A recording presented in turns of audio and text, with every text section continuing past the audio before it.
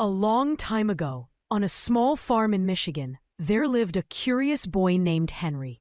He loved to watch the birds fly, the trees sway, and the big steam trains rumble by.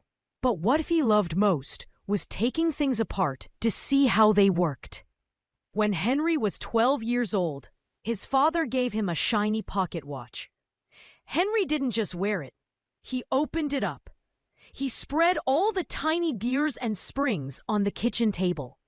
His mother gasped, "Henry, you broke your father's watch." But Henry just smiled. He cleaned the little parts, put them back together, and wound the watch. Tick, tick, tick. The watch was good as new. Maybe even better. His father shook his head. "Henry, you should help me with the farm chores. This land feeds us." But Henry looked out at the fields and dreamed of machines that could help people do hard work faster. He believed machines could give people more time to do what they loved. As Henry grew up, his dream grew too. When he was 15, he went to Detroit to work as a helper in a machine shop. It was noisy and hot. Sparks flew everywhere. Henry's hands got blisters, but he didn't mind. He stayed late every night, learning how engines and machines came alive. After work, Henry read books about steam engines and gasoline engines.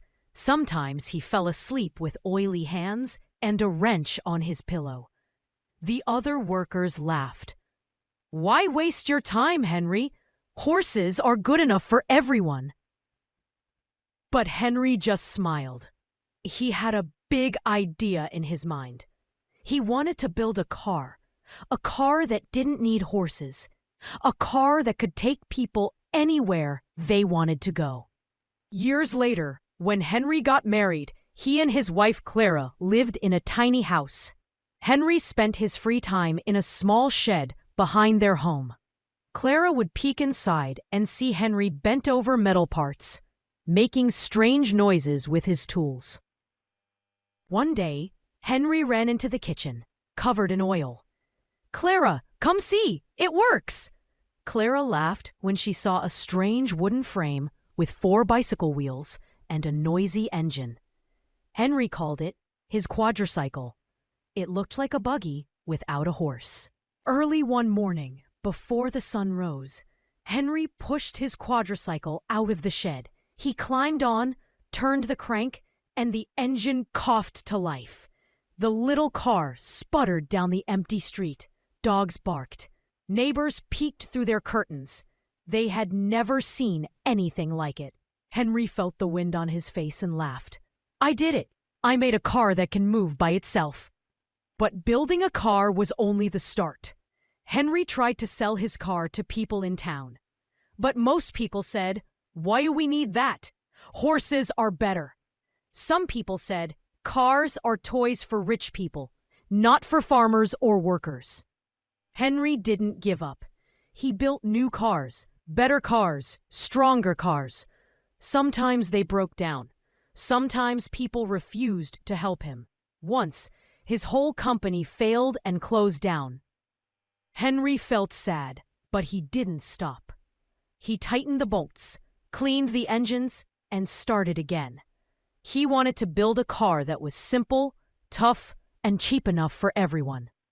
At last, in 1908, Henry built the Model T.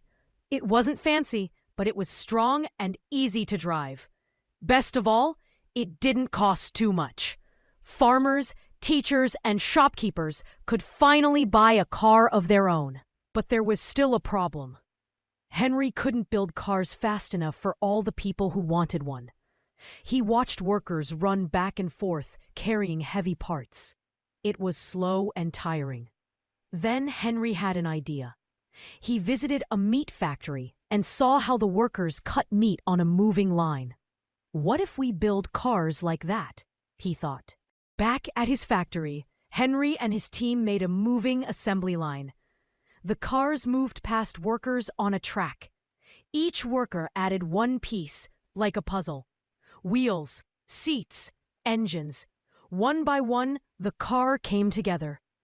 Now Henry could build cars much faster. The Model T cost even less money. Soon, more and more people were driving cars instead of riding horses. Towns built roads. Gas stations popped up. People could visit family far away, see new places, and dream bigger dreams. Henry did something else special too. He paid his workers good wages, $5 a day, so they could buy the cars they made. Other factory owners thought he was silly, but Henry knew that when workers earned enough, they could live better lives and help his dream grow. Years later, Henry became famous all over the world. He built millions of cars and changed how people worked and traveled. But sometimes he would go back to the old farmhouse where he first opened his father's pocket watch. He would stand in the fields, look at the sunset, and smile. He remembered the boy who dreamed of machines to help people. He remembered the noisy shed, the broken engines, and all the times he failed. Henry knew his real success was never giving up. He believed that ideas are like seeds. If you take care of them and keep trying, they grow into something amazing.